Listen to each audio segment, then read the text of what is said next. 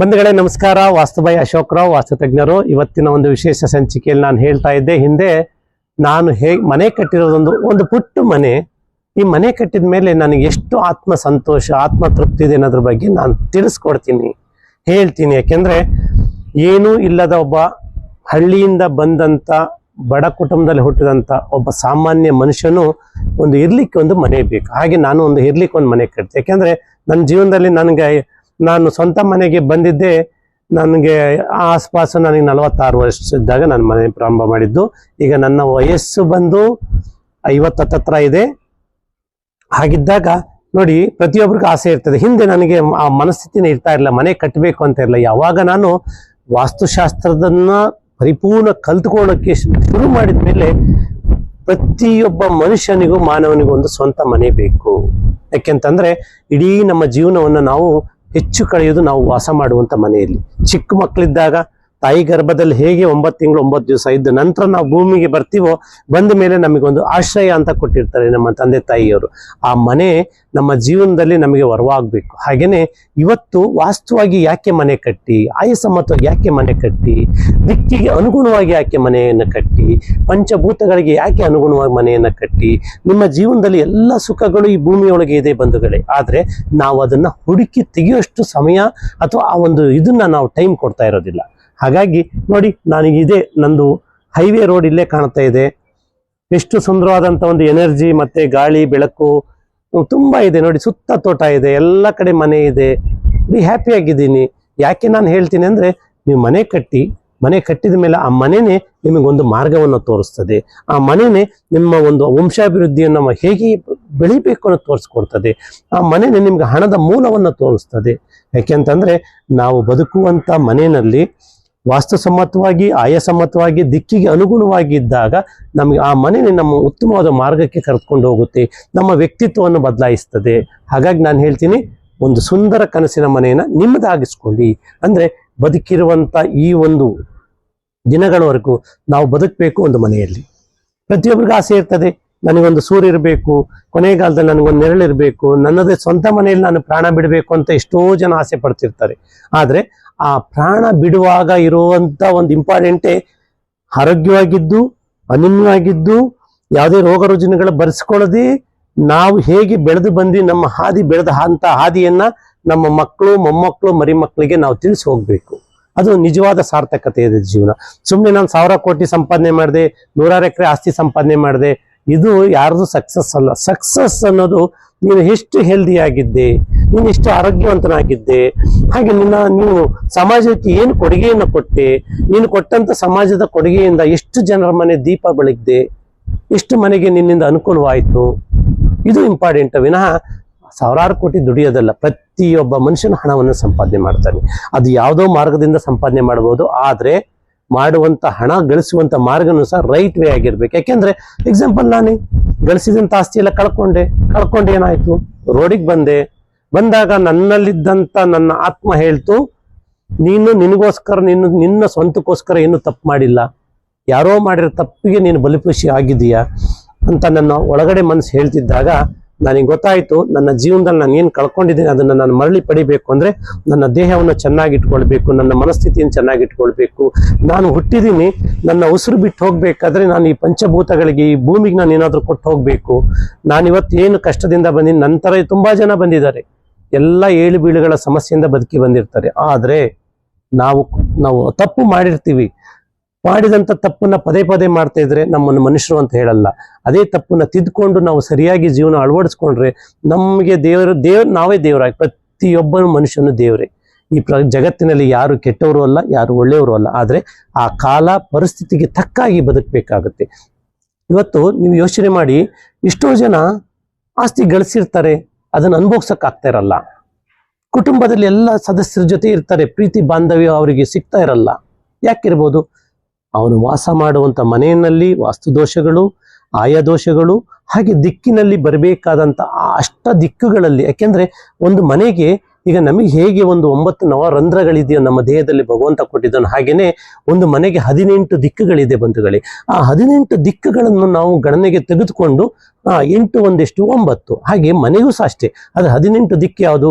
ಪೂರ್ವ, ಪಶ್ಚಿಮ, ಉತ್ತರ, ದಕ್ಷಿಣ, ಆಗ್ನೇಯ, ನೈಋತ್ಯ, ಈಶಾನ್ಯ, ವಾಯುವ್ಯ, ಹಾಗೆ ಭೂಮಿಯು ಒಂದು ದಿಕ್ಕು, ಆಕಾಶನೂ ಒಂದು ದಿಕ್ಕು. ಈ ದಿಕ್ಕಿಗೆ ಅನುಗುಣವಾಗಿ ನಾವು ಮನೆಯನ್ನು ಕಟ್ಟಬೇಕು. ನೀವು ಇಷ್ಟೇ ಕೋಟಿ ಮನೆ ಕಟ್ಟಿ, ಚಿಕ್ಕ ಮನೆ ಕಟ್ಟಿ, ಅಥವಾ ನೀವು 10 ಲಕ್ಷದ ಕಟ್ಟಿ, 50 ಲಕ್ಷದ ಕಟ್ಟಿ, 5 ಕೋಟಿದ ಮನೆ ಕಟ್ಟಿ, 500 ಕೋಟಿ ಮನೆ ಕಟ್ಟಿ, ಆದ್ರೆ 500 ಕೋಟಿ ಮನೆ ಯಾರಿಗೆ ಕಟ್ಟಕ್ ಆಗಲ್ಲ. ಆದ್ರೆ ನಾನು ಹೇಳ್ತಿರೋದು ಹಾಗಿದ್ದಾಗ ನೀವು ಮನೆಯನ್ನ ಕಟ್ಟಿ, ನಿಮಗೆ ಸರಿಯಾದ ಸೂಕ್ತವಾದಂತ ಸಲಹೆ ಕೊಡುವಂತ ವಾಸ್ತುತಜ್ಞರ ಸಲಹೆ ತೆಗೆದುಕೊಳ್ಳಿ. ಯಾಕೆಂದ್ರೆ ಎಲ್ಲಾ ಪೂಜ್ಯರು ನಿಮಗೆ ಅದ್ರ ಬಗ್ಗೆ ಹೇಳಿಕೊಟ್ಟಿರ್ತಾರೆ. ಒಂದೊಂದು ಟೈಮಲ್ಲಿ ನಮ್ಮ ಮನಸ್ಥಿತಿ ಹಾಗೂ ನಮ್ಮ ಮನೆ ಸ್ಥಿತಿ ಕೆಟ್ಟಾಗ ನಾವು ಅವ್ರ ಮಾತು ಕೇಳಲಿಕ್ಕೆ ತಯಾರಾಗಿರೋದಿಲ್ಲ. ನೋಡಿ, ಇನ್ನೊಂದು ಮಾತು ಹೇಳ್ತೀನಿ. ಗತ ಜನ್ಮದ ಶತ್ರುಗಳು ಈ ಜನ್ಮದಲ್ಲಿ ಯಾರು ಬೇಕಾದ್ರೂ ಆಗ್ಬೋದು. ಗಂಡನಾಗ್ಬೋದು, ಹೆಂಡತಿ ಆಗ್ಬೋದು, ಅಥವಾ ಮಕ್ಕಳಾಗ್ಬೋದು, ಅಣ್ಣ ತಮ್ಮದಿರಾಗ್ಬೋದು, ನೆರೆಹೊರೆಯವರಾಗ್ಬೋದು, ನಮ್ಮ ಮನೆ ಕಟ್ಕೊಡೋಂಥ ಮೇಸ್ತ್ರಿನೂ ಆಗ್ಬೋದು, ಅಥವಾ ಇಂಜಿನಿಯರ್ ಆಗ್ಬೋದು. ಇದು ನೆನ್ಪಿಟ್ಕೊಡಿ. ಯಾಕೆ ಹಂಗಂತ ಅವ್ರು ಯಾರು ಕೆಟ್ಟವರಲ್ಲ. ನಮ್ಮ ಪರಿಸ್ಥಿತಿ ಆಗಿದ್ದಾಗ ಅವರು ಹಾಗೆ ವರ್ತಿಸ್ಬೇಕಾಗತ್ತೆ. ಯಾಕೆಂದ್ರೆ ಮೇಸ್ತ್ರಿ ಕೆಟ್ಟವ್ರು ಅಂತ ನಾನು ಏನಾದ್ರು ಹೇಳಿದ್ನ, ಕ್ಷಮೆ ಇರಲಿ, ಯಾರು ಕೆಟ್ಟವರಲ್ಲ. ಆಗ ನೀವು ಅವರನ್ನು ಗಣನೆಗೆ ತೆಗೆದುಕೊಳ್ಬೇಕು. ಮೇಸ್ತ್ರಿಯನ್ನು ಗಣನೆಗೆ ತೆಗೆದುಕೊಳ್ಳಿ, ಇಂಜಿನಿಯರ್ ತೆಗೆದುಕೊಳ್ಳಿ, ವಾಸ್ತುತಜ್ಞರು ತೆಗೆದುಕೊಳ್ಳಿ. ಹಾಗೆ ಯಾರು ನಿಮಗೆ ಪರಿಪೂರ್ಣವಾದಂಥ ಮಾರ್ಗದರ್ಶನ ಕೊಡ್ತಾರಲ್ಲ, ಯಾರೋ ಪುಣ್ಯಾತ್ಮರು ಮನೆ ಕಟ್ಟಿರ್ತಾರೆ, ಅವರು ಮಾರ್ಗದರ್ಶನ ತೆಗೆದುಕೊಂಡು ಮನೆಯನ್ನು ಕಟ್ಟಿ. ಆಗ ಕಟ್ಟಿದಾಗ ಮಾತ್ರ ನಿಮ್ಮ ಜೀವನದಲ್ಲಿ ನೀವೇನು ಬಯಸಿದ್ರಲ್ಲ, ಪಂಚ ಸುಖಗಳು, ಪಂಚಭೂತಗಳಲ್ಲಿ ಹೇಗೆ ಭೂಮಿ, ಆಕಾಶ, ಅಗ್ನಿ, ಗಾಳಿ ಮತ್ತೆ ಜಲ ಇದೆಯೋ, ಹಾಗೆ ನಮ್ಮಲ್ಲೂ ಪಂಚ ಸುಖಗಳಿದೆ. ನಾನು ಇವತ್ತು ಹೇಳ್ತಾ ಇದ್ದೀನಿ, ಆ ಪಂಚ ಸುಖಗಳು ನೀವು ಆರೋಗ್ಯವಾಗಿದ್ರೆ ಇಡೀ ನಿಮ್ಮ ಆಯುಷು ಸೃಷ್ಟಿಯಾಗುತ್ತೆ. ನೀವು ಹಣವನ್ನ ಗಳಿಸಿದ್ರೆ ಇಷ್ಟಪಟ್ಟಿದ ಐಶ್ವರ್ಯವನ್ನು ಪಡೆದುಕೊಳ್ಳಬಹುದು, ಇದು ಸುಖ. ಹಾಗೆ ನೀವು ಪತಿ ಪತ್ನಿಯರು ಅನ್ಯೋನ್ಯವಾಗಿದ್ರೆ ಅದರಲ್ಲಿರುವಂತ ಸುಖ ಮತ್ತೊಂದಿಲ್ಲ. ನಿಮ್ಮ ಮಕ್ಕಳ ಭವಿಷ್ಯ ಅಂದ್ರೆ ನಿಮ್ಮ ಮಕ್ಕಳ ಮುಂದೆ ಏನಾಗಬೇಕು, ನಿಮ್ಮ ವಂಶಾಭಿವೃದ್ಧಿ ಆಗಬೇಕು, ಆಗ ಅದರಲ್ಲೂ ಒಂದು ಸುಖ ಇದೆ. ಇಷ್ಟು ಮಾಡಿದಾಗ ನಿಮಗೆ ಸಮಾಜದಲ್ಲಿ ಒಂದು ಸ್ಥಾನಮಾನ, ಗೌರವ ಸಿಕ್ಕಿದಾಗ ನಿಮಗೆ ಆ ಪಂಚ ಸುಖಗಳನ್ನ ನೀವು ಅನುಭವಿಸ್ಬೇಕು. ಯಾವಾಗ ನೀವು ಪಂಚ ಸುಖಗಳನ್ನು ಅನುಭವಿಸ್ತೀವಿ, ಸಾರ್ಥಕತೆಯ ಜೀವನ ನಿಮ್ದಾಗಿರ್ತದೆ. ಹೀಗೆ ನೋಡಿ ಎಷ್ಟು ವಿಶಾಲವಾಗಿದೆ ಬ್ರಹ್ಮಾಂಡ. ಇಷ್ಟು ನೋಡಿ, ಯಾವತ್ತಾದ್ರೂ ನಮಗೆ ಭೂಮಿ ಆಗ್ಲಿ, ಗಾಳಿ ಆಗ್ಲಿ, ಬೆಂಕಿ ಆಗ್ಲಿ, ನೀರಾಗ್ಲಿ, ಆಕಾಶ ತತ್ವಗಳಾಗ್ಲಿ ನಮ್ಗೆ ಯಾವುದು ಕೊರತೆ ಮಾಡಿಲ್ಲ. ನಮ್ಗೆಲ್ಲ ಕೊಟ್ಟಿದೆ. ಬಟ್ ನಾವು ಅದನ್ನ ಪಡ್ಕೊಳಕ್ ರೆಡಿ ಇಲ್ಲ. ಎಷ್ಟೋ ಜನ ಮನೆಯನ್ನ ಆತ್ರ ಪಟ್ಟು ಕಟ್ತಾರೆ, ಮದುವೆಯನ್ನ ಆತ್ರ ಪಟ್ಟು ಮದುವೆ ಮಾಡ್ಕೊಳ್ತಾರೆ, ಆಮೇಲೆ ಸಫರ್ ಪಡ್ತಾರೆ. ಹಾಗೆ ಯಾರಿಗೂ ಹಣವನ್ನು ಕೊಡ್ಬೇಕಾದ್ರೆ ಯೋಚನೆ ಮಾಡಿ ಕೊಡಲ್ಲ. ಏನೋ ಯಾವುದೋ ಒಂದು ಗಳಿಗೆ, ಒಂದು ಟೈಮಲ್ಲಿ, ಕೆಟ್ಟ ಟೈಮಲ್ಲಿ ಕೊಡ್ತಾರೆ. ಅಂದ್ರೆ ಎಲ್ಲಾ ಟೈಮು ಒಳ್ಳೇದೆ, ಎಲ್ಲ ದಿನಗಳು ಒಳ್ಳೇದೆ. ಆದ್ರೆ ನಾವು ಕೊಟ್ಟಂತ ವ್ಯಕ್ತಿಯ ಮನಸ್ಥಿತಿ ಹೇಗಿದೆ ಅಂತ ನಾವು ಅರ್ಥಕೊಳ್ಳೋದಿಲ್ಲ. ಕೊಟ್ಟಾದ್ಮೇಲೆ ಮತ್ತೆ ಬರುತ್ತೋ ಇಲ್ವೋ ಅನ್ನೋ ಅನುಮಾನ ಸ್ಟಾರ್ಟ್ ಮಾಡ್ತೀವಿ. ಅವನು ಯಾವತ್ತೂ ಕೊಡಲ್ಲ. ಯಾಕೆಂದ್ರೆ ನನ್ನ ಜೀವನದಲ್ಲಿ ನಾನು ಲಕ್ಷಾಂತರ ರೂಪಾಯಿ ನೋಡಿ, ನಾನು ಬೆಂಗಳೂರಿಗೆ ಬಂದಾಗ ನನ್ನ ಹತ್ರ ಏನೂ ಇರಲಿಲ್ಲ. ನಾನು 1996ರಲ್ಲಿ ಬೆಂಗಳೂರಿಗೆ ಬಂದೆ. ಬರುವಾಗ ನನ್ನ ಹತ್ರ ಯಾವ ಕೆಲಸ, ಯಾವ್ದು ನಿರೀಕ್ಷೆ ಇಟ್ಕೊಂಡು ಬಂದಿಲ್ಲ. ಬಂದ ನಂತರ ಯಾವುದೋ ಒಂದು ಕೆಲಸ ಸಿಕ್ತು, ಜೀವನಕ್ಕೋಸ್ಕರ ಕಟ್ಕೊಂಡ ಮೇಲೆ ನಾನು ಬೆಂಗಳೂರು 9 ಸೈಟ್ ತೆಗೆದುಕೊಂಡಿದ್ದೆ. ಹಾಸನ, ತುಮಕೂರು, ಬೆಂಗಳೂರಿನಲ್ಲಿ. ಆದ್ರೆ ನನ್ನ ಮನಸ್ಥಿತಿ ಸರಿ ಇರಲಿಲ್ಲ, ನನ್ನ ಮನೆ ಸ್ಥಿತಿ ಸರಿ ಇರಲಿಲ್ಲ.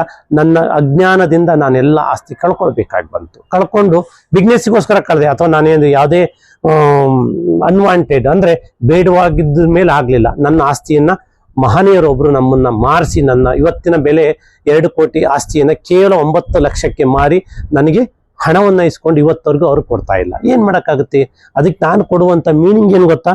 ಗತ ಜನ್ಮದ ಶತ್ರು, ಅಥವಾ ಗತ ಜನ್ಮದಲ್ಲಿ ನಾನು ಅವ್ರ ಋಣ ತಿಂದಿರ್ತೀನಿ, ಯಾವುದೋ ಜನ್ಮ. ಯಾಕೆಂದ್ರೆ ಋಣಾನ ಬಂದೇನೋ ರೂಪೇನೋ ಪಶು ಪತ್ನಿ ಸುತ ಆಲಯ ಅಂತ ಇರ್ತದೆ. ಹಾಗಿದ್ದಾಗ ದಯಮಾಡಿ ನಮ್ಮ ಹಣ ಯಾರೋ ಕಿತ್ಕೊಂಡು ಹೋಗ್ತಾರೆ, ಬಿಟ್ಟು ಬಿಡಿ. ಅದ್ರ ಮೇಲೆ ಯಾಕೆ ಕೊರಗ್ತೀರಿ? ಈ ಭಗವಂತ ಕೊಟ್ಟಿರೋ ಇಂಥ ಅಮೂಲ್ಯವಾದಂತ ಈ ದೇಹ, ನಿಮ್ಮ ಆಸ್ತಿಯನ್ನ ಸರಿಯಾಗಿ ಇಟ್ಕೊಂಡು, ನಿಮ್ಮ ಸುಂದರ ಕನಸಿನ ಮನೆಯನ್ನ ನೀವು ಇಟ್ಕೊಂಡು, ನಿಮ್ಮ ಮಕ್ಕಳು ಕ್ಷೇಮ, ನಿಮ್ಮ ತಂದೆ ತಾಯಿ ಕ್ಷೇಮ, ನಿಮಗೆ ಹೆಣ್ಣು ಕೊಟ್ಟಿರ್ತಾರಲ್ಲ ಅತ್ತೆ ಮಾವಂದಿರು, ಅವರು ಸಹ ಕ್ಷೇಮ.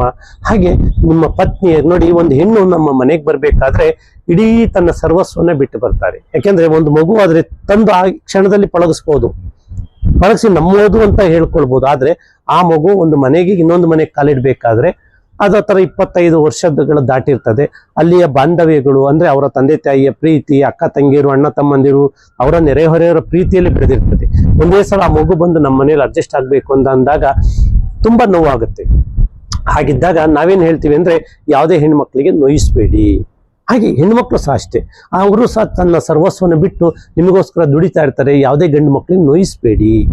ನಿಮ್ಮ ಜೀವನದಲ್ಲಿ ನಿಮಗೇನಾದರೂ ಸ್ವಂತ ಮನೆ ಕಟ್ಟಬೇಕು, ಜೀವನದಲ್ಲಿ ನಾವು ಏನಾದರೂ ಸಾಧಿಸಬೇಕು, ನಿಮ್ಮ ಮಕ್ಕಳಿಗೆ ಉತ್ತಮವಾದಂಥ ಭವಿಷ್ಯವನ್ನು ಕೊಡಬೇಕು, ಆ ಥರ ನಿಮಗೆ ಅನಿಸಿದ್ರೆ ನಾನು ಒಂದು ಸುಂದರ ಕನಸಿನ ಮನೆಯನ್ನು ಒಂದು ಕನಸು ಹೇಗೆ ಕಾಣೋದು ಅನ್ನೋದ್ರ ಬಗ್ಗೆ ನಾನು ತಿಳಿಸ್ಕೊಡ್ತೀನಿ. ಅದರ ಮಾರ್ಗದಲ್ಲಿ ನೀವು ಬೆಳೀರಿ. ನಾನು ಅದಕ್ಕೆ ಒಂದು ಸಮಯವನ್ನು ನಿಗದಿ ಮಾಡ್ತೀನಿ. ಅಷ್ಟರಲ್ಲಿ ನಿಮಗೆ ಒಂದೊಂದೇ ಯಾಕೆಂದ್ರೆ ನಾವು ಏನು ಆಸೆ ಪಡ್ತೀವೋ ಅದು ಆ ರಸ್ತೆ ನಮಗೆ ತೆರೀತಾ ಹೋಗುತ್ತೆ. ಆದರೆ ನಾವು ಕನಸು ಕಾಣೋದ್ರಲ್ಲಿ ಕಂಜೂಸ್ ಮಾಡ್ತೀವಿ, ಕನಸು ಕಾಣೋದ್ರಲ್ಲಿ ಬಡತನವನ್ನು ತೋರಿಸ್ತೀವಿ. ನೋಡಿ, ನನಗೆ ಇಲ್ಲ ಅಂತ ಹೇಳ್ಕೊಳಕ್ಕೂ ನಾನೇನು ಕಾಸು ಕೊಡಬೇಕಾಗಿಲ್ಲ, ಅಥವಾ ನನ್ನ ಹತ್ರ ಇದೆ ಅಂತ ಹೇಳ್ಕೊಳ್ಳಿಕ್ಕೂ ಕಾಸು ಕೊಡಬೇಕಾಗಿಲ್ಲ. ಎಷ್ಟೋ ಜನ 30 ವರ್ಷ ಅಥವಾ 35 ವರ್ಷ ದಾಟ್ತಾ ಇದೆ, ಇನ್ನೂ ಮದುವೆ ಆಗಿರಲ್ಲ. ಯಾಕೆ? ಅವರಿಗೆ ಭಗವಂತ ಏನು ಕೊಟ್ಟಿಲ್ವಾ? ನಿನಗೋಸ್ಕರ ಒಂದು ಹೆಣ್ಣು ಅಂತ ಇಟ್ಟಿರ್ತಾರೆ, ಬಟ್ ಆ ಮನಸ್ಥಿತಿ ನಮ್ಮ ಹತ್ರ ಇರಲ್ಲ. ಇಲ್ಲಿ ಇರೋ ಮನೆಯಲ್ಲಿ ಲೋಪದೋಷಗಳು, ನಿಮ್ಮ ಮನಸ್ಸಿನಲ್ಲಿ ಲೋಪದೋಷಗಳು, ಅಥವಾ ನಿಮ್ಮ ಒಂದು ವ್ಯಕ್ತಿತ್ವದಲ್ಲಿ ಏನೋ ಲೋಪದೋಷಗಳಿದ್ದಾಗ ನಿಮಗೆ ಅದು ಆಗ್ತಾ ಇರಲ್ಲ. ನೀವು ಅಟ್ರಾಕ್ಟ್ ಮಾಡೋದು ಕಲಿಬೇಕು. ಯಾಕೆಂದ್ರೆ ವಿಶ್ವಶಕ್ತಿ, ಕಾಸ್ಮಿಕ್ ಎನರ್ಜಿ ಅಂತ ಏನಿದೆಯಲ್ಲ, ಇಡೀ ಜಗತ್ತಿನಲ್ಲಿರುವಂಥ ಎಲ್ಲ ಚರಾಚರ ಜೀವರಾಶಿಗಳ ಮೇಲೆ ಪ್ರವೇಶವಾಗುತ್ತೆ. ಅದನ್ನು ನಾವು ರಿಸೀವ್ ಮಾಡ್ಕೊಳಕ್ ಗೊತ್ತಿರಬೇಕು. ನೋಡಿ, ಪ್ರತಿಯೊಬ್ಬ ಮನುಷ್ಯನ ಸಹಸ್ರಾರದಲ್ಲೂ ಒಂದು ರಂಧ್ರ ಇರ್ತದೆ. ಈ ರಂಧ್ರದ ಮುಖಾಂತರ ನಮಗೆ ಕಾಸ್ಮಿಕ್ ಎನರ್ಜಿ ಹೋಗುತ್ತೆ. ಬಟ್ ಅದನ್ನು ನಾವು ರಿಸೀವ್ ಮಾಡ್ಕೊಳ್ಳೋ ಮನಸ್ಥಿತಿ ಚೆನ್ನಾಗಿರ್ಬೇಕು. ಮನಸ್ಥಿತಿ ಅಂದ್ರೆ ನಾವು ಸಮಯಕ್ಕೆ ಸರಿ ಊಟ ಮಾಡಬೇಕು, ನಿದ್ರೆ ಮಾಡಬೇಕು, ಜಗತ್ತನ್ನ ಪ್ರೀತಿಸ್ಬೇಕು, ಅಂದ್ರೆ ಪಂಚಭೂತಗಳನ್ನು ಪ್ರೀತಿಸ್ಬೇಕು, ಪ್ರತಿಯೊಬ್ಬರನ್ನು ಪ್ರೀತಿಸ್ಬೇಕು. ಹಾಗೆ ನಮ್ಮ ದೇಹಕ್ಕೆ ನೀರು, ನಿದ್ರೆ ಪ್ರತಿಯೊಂದು ನಾವು ಸರಿಯಾಗಿ ಇಟ್ಕೊಂಡಾಗ ಆಗ ನಮ್ಮ ದೇಹ ಸ್ವಚ್ಛವಾಗಿರ್ತದೆ, ನಮ್ಮ ಮನಸ್ಥಿತಿ ಚೆನ್ನಾಗಿರ್ತದೆ. ಆದ್ರೆ ಏನ್ ಮಾಡ್ತೀರಿ, ತುಂಬಾ ಓದಿರ್ತಾರೆ, ಬಟ್ ಕೆಲಸ ಅವ್ರು ಓದಿದ್ದಕ್ಕೂ ಇವ್ರು ಮಾಡ್ತಿರೋ ಕೆಲಸಕ್ಕೂ ಯಾವುದೇ ವ್ಯತ್ಯಾಸಗಳು ತುಂಬಾ ಅಜಗಜಾಂತರ ಇರ್ತದೆ. ಅದರಲ್ಲಿ ಎಷ್ಟೋ ಜನ ಡಿಪ್ರೆಷನ್ ಇರ್ತಾರೆ. ಇನ್ನು ಅನೇಕ ಆರ್ಥಿಕ ಪರಿಸ್ಥಿತಿಯಲ್ಲಿ ಡಿಪ್ರೆಷನ್ ಇರ್ತಾ ಇರ್ತದೆ, ಫ್ಯಾಮಿಲಿ ಪರಿಸ್ಥಿತಿ ಕೆಟ್ಟಾಗ ಎಲ್ಲರ ಫ್ಯಾಮಿಲಿನಲ್ಲೂ ಇರ್ತದೆ ಸಮಸ್ಯೆ, ಯಾರಲ್ಲಿ ಇಲ್ಲ. ನನ್ನ ಜೀವನದಲ್ಲಿ ನಡೆದಂಥ ಘಟನೆಯನ್ನು ನಾನು ಮುಂದಿನ ಒಂದು ದಿನಮಾನಗಳಲ್ಲಿ ಹೇಳ್ತೀನಿ. ಹಾಗೆ ಪ್ರತಿಯೊಬ್ಬರಿಗೂ ಹಣ ಬೇಕು, ಆರೋಗ್ಯ ಬೇಕು, ಆಯುಷ್ ಬೇಕು, ಐಶ್ವರ್ಯ ಬೇಕು, ಪತಿ ಪತ್ನಿಯರು ಅನನ್ಯವಾಗಿರ್ಬೇಕು. ಒಂದು ಗಂಡಿಗೆ ಹೆಣ್ಣು ಬೇಕು, ಹೆಣ್ಣಿಗೆ ಗಂಡು ಬೇಕು. ಪ್ರತಿಯೊಬ್ಬರಿಗೂ ಒಂದು ಹೆಣ್ಣು ಸಂತಾನ, ಒಂದು ಗಂಡು ಸಂತಾನ ಬೇಕು. ನಿಮ್ಮ ವಂಶ ಬೆಳಿಬೇಕು, ಆ ವಂಶ ಬೆಳಿಬೇಕು, ಸಮಾಜದಲ್ಲಿ ನಿಮಗೊಂದು ಸ್ಥಾನಮಾನ, ಗೌರವ ಸಿಗಬೇಕು ಅಂದ್ರೆ ನೀವು ಪರಿಪೂರ್ಣವಾದಂಥ ಮನೆಯನ್ನು ಕಟ್ಟಿ. ನನ್ನ ವಾಸ್ತುಶಾಸ್ತ್ರದಲ್ಲಿ ನಾನು ಯಾವುದೇ ಅಳವಡಿಕೆಗಳನ್ನು ಮಾಡೋದಿಲ್ಲ. ಯಾಕೆಂದ್ರೆ ನಾನು ಪಂಚಭೂತಗಳಿಗೆ ವಿರುದ್ಧವಾಗಿ ನಡೆಯೋದಿಲ್ಲ. ನಾನು ಪಂಚಭೂತಗಳಿಗೆ ವಿರುದ್ಧವಾಗಿ ನಡೆದಿದ್ದಕ್ಕೆ ನನ್ನ ಹತ್ರ ಆರೋಗ್ಯ ಹೋಯ್ತು, ನನ್ನ ಹಣ ಆಸ್ತಿ ಹೋಯ್ತು, ನನ್ನ ಮನಸ್ಥಿತಿ ಹಾಳಾಯ್ತು, ಜೀವನದಲ್ಲಿ ನಾನು ಎಲ್ಲದನ್ನು ಕಳ್ಕೊಂಡೆ. ಆಗ ಗೊತ್ತಾಯ್ತು ನಾನು ಪಂಚಭೂತಗಳನ್ನು ಪ್ರೀತಿಸಬೇಕು, ಪಂಚಭೂತಗಳಲ್ಲಿ ಇರುವಂತ ಅದಕ್ಕೆ ನಾನು ಅನುಗುಣವಾಗಿ ಬದುಕಬೇಕು ಅಂತ. ಯಾವಾಗ ನಾನು ಆ ಒಂದು ಕನಸಿನ ಮನೆಯನ್ನು ಕಟ್ಟಬೇಕು, ನನ್ನ ಜೀವನದಲ್ಲಿ ನಾನು ಶಾಸ್ತ್ರ ಕಲ್ತಿದ್ದು 2015ರಲ್ಲಿ ಪ್ರಾರಂಭ ಮಾಡಿದ್ದು, ಕಲೀಲಿಕ್ಕೆ ಪ್ರಯತ್ನ ಪಟ್ಟೆ. ಆದ್ರೆ ನನ್ನ ತಲೆಯಲ್ಲಿ ಒಂದಿತ್ತು, ಇದು ಸರಿಯೋ ಅಥವಾ ತಪ್ಪು. ಯಾಕೆಂದ್ರೆ ನನ್ನ ಜೀವನದಲ್ಲಿ ಎಲ್ಲ ನಂಬಿ ಮೋಸ ಹೋಗಿದ್ದೆ. ಇದೊಂದನ್ನು ನಾನು ಪರೀಕ್ಷೆ ಮಾಡಲೇಬೇಕು. ನನ್ನ ಜೀವಿತದಲ್ಲಿ ನಾನು ಏನಾದರೂ ಒಂದು ಕೊಡಬೇಕು ಕೊಡುಗೆ ಅಂದ್ರೆ ಫಸ್ಟ್ ನಾನು ಇದನ್ನು ಕಲಿಬೇಕು. ಕಲಿತ ನಂತರ ನನ್ನ ಮೇಲೆ ನಾನು ಪ್ರಯೋಗ ಮಾಡ್ಕೊಳ್ಬೇಕು. ನನ್ನ ಹಿತೈಷಿಗಳು ಯಾರೇ ಕರೆದು ಅವರಿಗೆ ಉಚಿತವಾಗಿ ನಾನು ಸೇವೆ ಕೊಡ್ತಿದ್ದೆ. ಯಾಕೆ ಗೊತ್ತಿಲ್ಲ, ಇದರಿಂದ ಫಲ ಇದೆಯೋ ಇಲ್ಲೋ ಅಂತ ತಿಳ್ಕೊಳ್ಬೇಕಲ್ಲ. ಆದ್ರೆ ತುಂಬಾ ಜನಕ್ಕೆ ನಾನು ಹೇಳಿಕೊಟ್ಟೆ, ಅವರು ಸಹ ಅಳವಡಿಸ್ಕೊಂಡು ಇವತ್ತು ಅವರ ಜೀವನದಲ್ಲಿ ಏನೋ ಒಂದು ಒಳ್ಳೇದು ನಡೆದಿರ್ತದೆ. ಆದರೆ ವಾಸ್ತು ಅನ್ನೋದು ಈ ಭೂಮಿ ಯಾವಾಗ ಹುಟ್ಟಿತೋ ಅವತ್ತೇ ಇದೆ. ಆದ್ರೆ ನಾವು ಅದನ್ನು ಅಳವಡಿಸ್ಕೊಂಡು ಇವತ್ತಿನ ಎಲ್ಲ ಒಂದು ಟೆಕ್ನಾಲಜಿ, ಇವತ್ತಿನ ಒಂದು ಎಜುಕೇಶನ್ ಮುಖಾಂತರ ಇವತ್ತು ವಿದ್ಯಾವಂತರು ನಂಬೋದಿಲ್ಲ. ಯಾಕೆಂದ್ರೆ ಆ ವಿದ್ಯಾವಂತರು ಆಗಿದ್ದಂಥವ್ರು ಇರ್ಬೋದು, ಇದನ್ನ ವಾಸ್ತುವನ್ನ, ಆಯವನ್ನ, ದಿಕ್ಕಿಗೆ ಅನುಗುಣವಾದಂತ ಮಾರ್ಗಗಳನ್ನ ನೀವು ಅಳವಡಿಸ್ಕೊಂಡ್ರೆ ನಿಮ್ಮ ಜೀವನದಲ್ಲಿ ಸಕ್ಸಸ್ ಅನ್ನ ನೀವು ಕಾಣಬಹುದು. ನೀವು ಪಂಚಭೂತಗಳಲ್ಲಿ ಎಲ್ಲ ಸುಖಗಳನ್ನು ಪಡಬಹುದು. ಹಾಗೇನೆ ಇನ್ನು ಅನೇಕ ರೀತಿಯಲ್ಲಿ ಲೋಪದೋಷಗಳಿದ್ರೆ ಸರಿ ಮಾಡ್ಕೊಳ್ಬಹುದು. ಗತ ಜನ್ಮದ ಶತ್ರುಗಳಿದ್ರೆ, ಇದೊಂದು ವಿಶೇಷವಾಗಿ ನೆನ್ಪಿಟ್ಕೊಳ್ಳಿ ಮಾನ್ಯ ಬಂಧುಗಳೇ, ಗತ ಜನ್ಮದ ಶತ್ರುಗಳಿದ್ರೆ ನಾವು ವಾಸ ಮಾಡುವಂತ ಮನೆಯಲ್ಲಿ ಪರಿಪೂರ್ಣವಾದಂತ ಆಯಾ ಮತ್ತೆ ವಾಸ್ತುಸಮ್ಮತವಾಗಿ ನಾವು ಮನೆಯನ್ನು ಕಟ್ಟಿದ್ರೆ ಆ ಒಂದು ಗತ ಜನ್ಮದ ಏನೇ ಲೋಪದೋಷಗಳು ಅದರಿಂದ ಮುಕ್ತಿಯನ್ನು ಹೊಂದಬಹುದು. ಅಂದ್ರೆ ಪ್ರತಿಯೊಬ್ಬ ಮನುಷ್ಯನಿಗೂ ಗೊತ್ತಿಲ್ಲದೆ ಅಥವಾ ಗೊತ್ತಿದ್ದೋ ಅಥವಾ ಗೊತ್ತಿಲ್ಲದೆ ಶತ್ರುಗಳು ಇದ್ದೇ ಇರ್ತಾರೆ.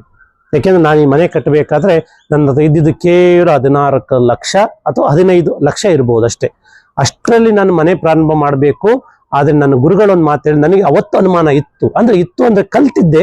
ಬಟ್ ನನ್ನ ಗುರುಗಳೊಂದು ಮಾತು ಹೇಳಿದ್ರು, ಇಲ್ಲ ನಿಮ್ಮ ಹತ್ರ ಹಣ ಇಲ್ಲ ಅಂದ್ರೂ ಪರವಾಗಿಲ್ಲ, ನೀವು ಮನೆ ಕಟ್ತೀರಿ. ನೀವು ಕಟ್ಟಲಿಲ್ಲ ಅಂತಂದ್ರೆ ಅವತ್ತು ನನ್ನ ಮೇಲೆ ಚಾಲೆಂಜ್ ಮಾಡಿ ನೀವು ಅಂತ ಹೇಳಿದ್ರಿ. ಈ ಮಾತು ನನ್ನ ಗುರುವನ್ನ ನಾನು ನಂಬಿದೆ.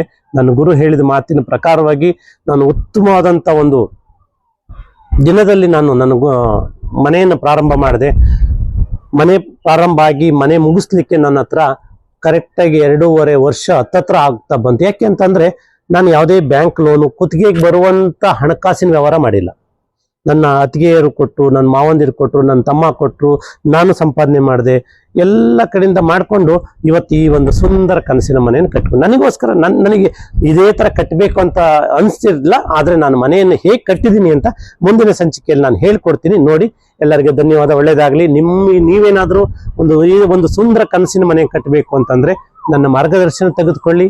ನಿಮಗೆ ಪರಿಪೂರ್ಣವಾದಂತ ಒಂದು ಮಾರ್ಗದರ್ಶನ. ಯಾಕೆಂತಂದ್ರೆ ನೀವು ನನ್ನ ತಂದೆ ತಾಯಿ ಆಗಿದ್ರೆ ಅಥವಾ ನನ್ನ ಅಕ್ಕ ತಂಗಿಯರಾಗಿದ್ರೆ, ನನ್ನ ಅಣ್ಣ ತಮ್ಮದಿರಾಗಿದ್ರೆ ನಾನು ಹೇಗೆ ಸಲಹೆ ಕೊಡ್ತೀನೋ ಹಾಗೆ ನಿಮಗೂ ಸಹ ನಾನು ಕೊಡ್ತೀನಿ. ನನ್ನ ಒಂದು ಸಲಹೆ ಮೇರೆಗೆ ಒಂದು ಉತ್ತಮವಾದ ಚಿಕ್ಕದ ನಿವೇಶನ ಇರಲಿ. ಆ ಚಿಕ್ಕ ನಿವೇಶನದಲ್ಲಿ ಹೇಗೆ ನಿಮ್ಮ ಒಂದು ಭವಿಷ್ಯ, ನಿಮ್ಮ ಮಕ್ಕಳ ಭವಿಷ್ಯ, ನಿಮ್ಮ ಜೀವನದಲ್ಲಿ ಏನೋ ಹಿಂದೆ ಆಗೋಗಿದೆ, ಮುಂದೆ ಹೇಗೆ ಸರಿ ಮಾಡ್ಕೊಳ್ಳೋದು ಅನ್ನೋದ್ರ ಬಗ್ಗೆ ಪರಿಪೂರ್ಣವಾದಂತ ಒಂದು ಮಾಹಿತಿಯನ್ನು ಕೊಡ್ತೀನಿ. ಯಾರು ನನ್ನ ಈ ಕಾರ್ಯಕ್ರಮವನ್ನು ನೋಡ್ತಾ ಇದ್ದೀರಿ, ಲೈಕ್ ಮಾಡಿ, ಶೇರ್ ಮಾಡಿ, ಸಬ್ಸ್ಕ್ರೈಬ್ ಮಾಡ್ಕೊಳ್ಳಿ. ಎಲ್ಲರಿಗೂ ಒಳ್ಳೇದಾಗ್ಲಿ. ಧನ್ಯವಾದಗಳು. ಧನ್ಯವಾದ.